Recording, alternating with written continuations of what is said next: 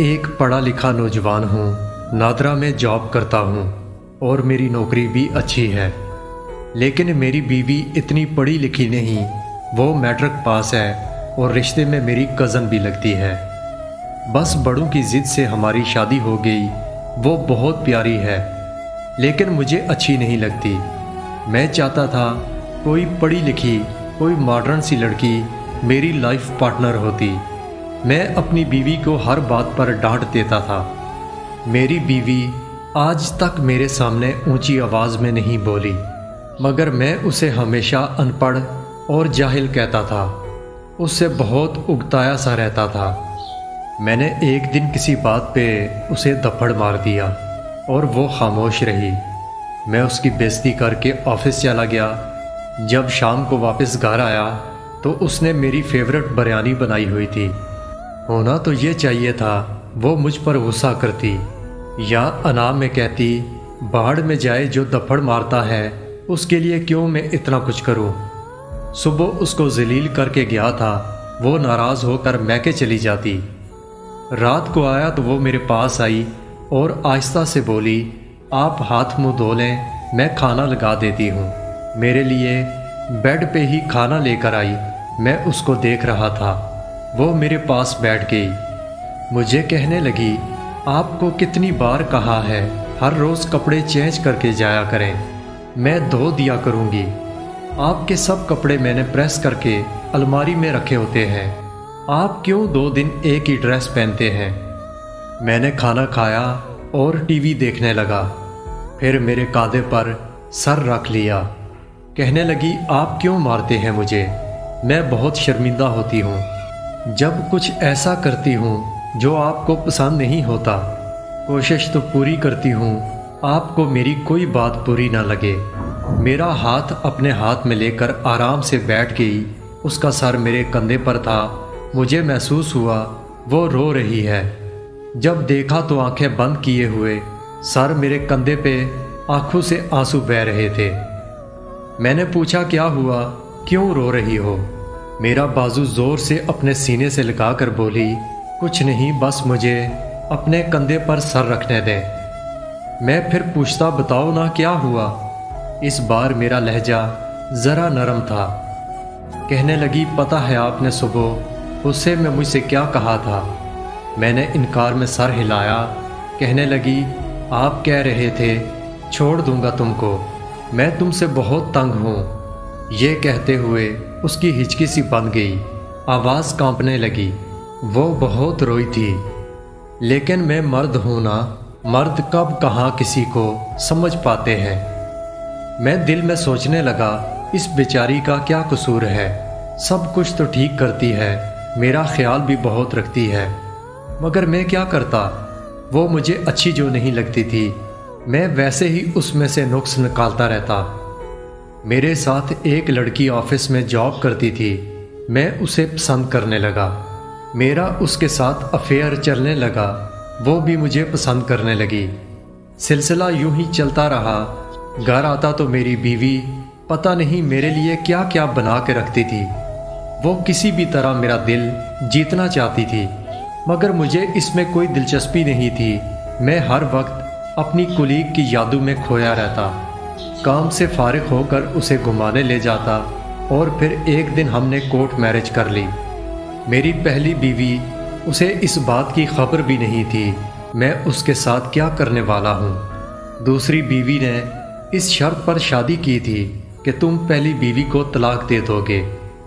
میں نے بھی اس کی شرط مان لی تھی، کیونکہ میں تو پہلے بھی اسے ناپسند کرتا تھا، بس کسی طریقے سے جان چھڑانا چاہتا تھا۔ اور پھر ایک دن میں کام سے گھر آیا۔ اس دن ہلکی سی بارش ہو رہی تھی۔ وہ کچن میں کھڑی پکوڑے بنا رہی تھی۔ مجھے دیکھ کر مسکرائی، کچن سے آواز دی، آپ ہال میں بیٹھیں، میں آپ کے لیے چائے اور پکوڑے لاتی ہوں۔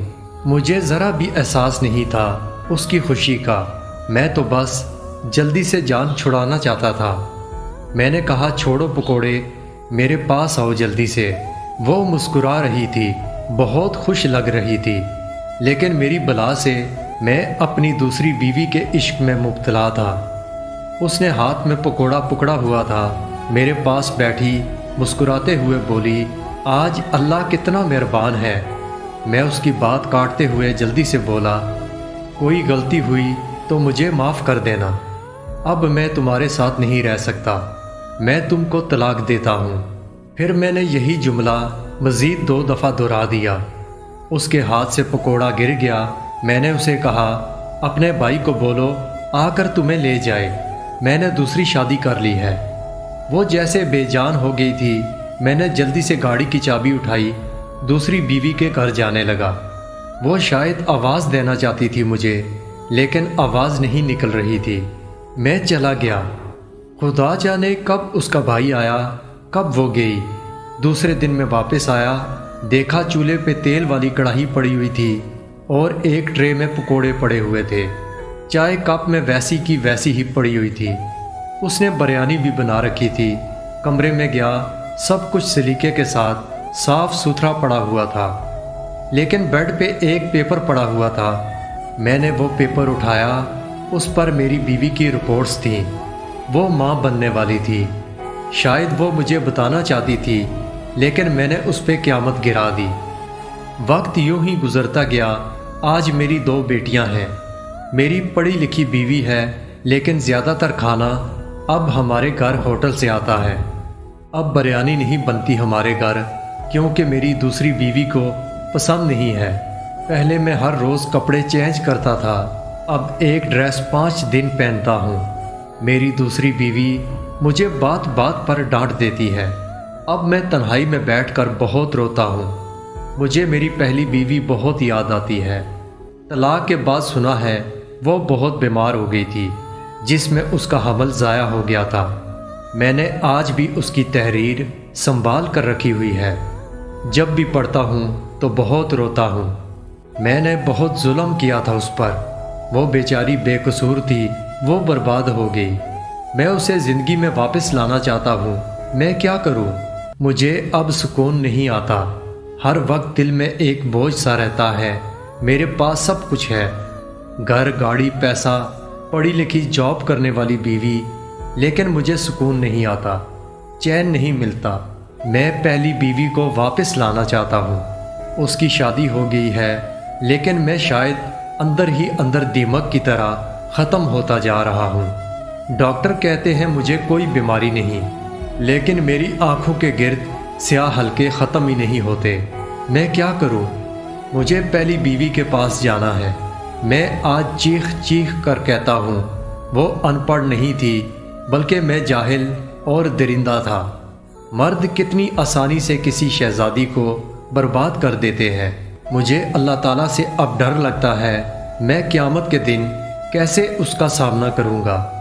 ہم مرد جانتے ہیں، ہم بیوی کو گالی دے بھی لیں تو سننے کے سوا اس کے پاس اور کیا آپشن ہوگا۔